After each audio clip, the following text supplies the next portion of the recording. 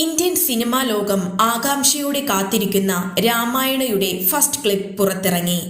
നിതീഷ് തിവാരി ഒരുക്കുന്ന രാമായണയിൽ Indian cinema ഇതുവരെ കാണാത്ത വിഷ്വൽ മാജിക് ആയിരിക്കുമെന്ന് വീഡിയോ വ്യക്തമാക്കുന്നു.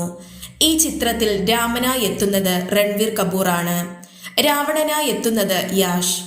ഇപ്പോൾ ഇറങ്ങിയ ക്ലിപ്പിൽ രാമനായി എത്തുന്ന രൺവീർ കപൂർ രാവണനായി എത്തുന്ന യാഷിനെയും ഒരു മിന്നായം പോലെ കാണിക്കുന്നുമുണ്ട്. ബോളിവുഡിലെയും തെന്നിന്ത്യയിലെയും രണ്ട് വലിയ താരങ്ങൾ മുഖാമുഖം എത്തുന്നത് കാണാനായി കാത്തിരിക്കുകയാണ് ആരാധകർ. ഈ ചിത്രത്തിൽ സീതയായി എത്തുന്നത് സായി പല്ലവിയാണ്. തെന്നിന്ത്യയിലെ സൂപ്പർ നായികയാണ് സായി പല്ലവി. സായി പല്ലവി മലയാളത്തിലൂടെയാണ് കരിയർ ആരംഭിച്ചത്. ഇപ്പോഴിതാ സായി പല്ലവിയുടെ ബോളിവുഡ് എൻട്രിയാണ് രാമായണ. ഇപ്പോൾ ഇറങ്ങിയ ക്ലിപ്പിൽ സായി പല്ലവിയെ കാണിക്കുന്നില്ലെങ്കിലും താരം തന്നെയാണ് സീതയെ അവതരിപ്പിക്കുന്നതെന്ന് ഉറപ്പായിട്ടുണ്ട്.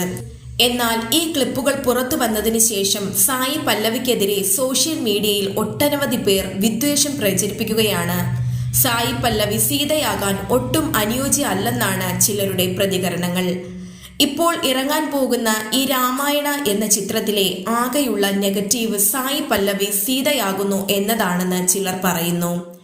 സായി പല്ലവി മിക്സ് കാസ്റ്റ് ആണെന്നും സീതയാക്കാനുള്ള ഒരു ലുക്കും സായി പല്ലവിക്കില്ലെന്നും ആളുകൾ പറയുന്നു.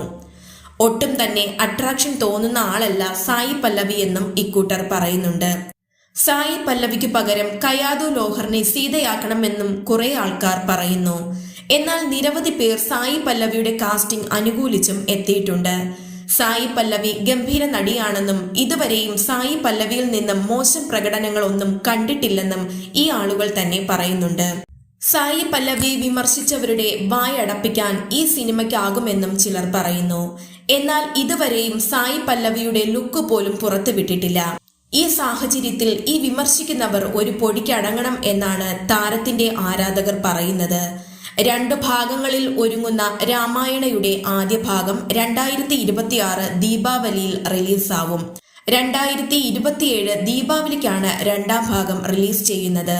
ഇവർക്കു പുറമെ ഈ സിനിമയിൽ സണ്ണി ഡിയോൾ ഹനുമാനായും ലാറ ദത്തയും രാഹുൽ പ്രീത് സിംഗും കൈകേയും ശൂർഭനഖയുമായി അഭിനയിക്കും. ബോബി ഡിയോൾ കുംഭകർണൻ ആയിരിക്കും എന്നും സൂചനകളുണ്ട്. 835 കോടിയാണ് സിനിമയുടെ ബജറ്റ് എന്നാണ് റിപ്പോർട്ടുകൾ. ഈ വീഡിയോ ഇഷ്ടമായെങ്കിൽ ലൈക്ക് ചെയ്യുക, ഷെയർ ചെയ്യുക. ഈ വീഡിയോയെക്കുറിച്ചുള്ള നിങ്ങളുടെ അഭിപ്രായങ്ങൾ കമന്റ് ബോക്സിൽ രേഖപ്പെടുത്തുക. പുതിയ വാർത്തകൾ ഉടനടി ലഭിക്കുവാനായി ചാനൽ സബ്സ്ക്രൈബും ചെയ്യുക.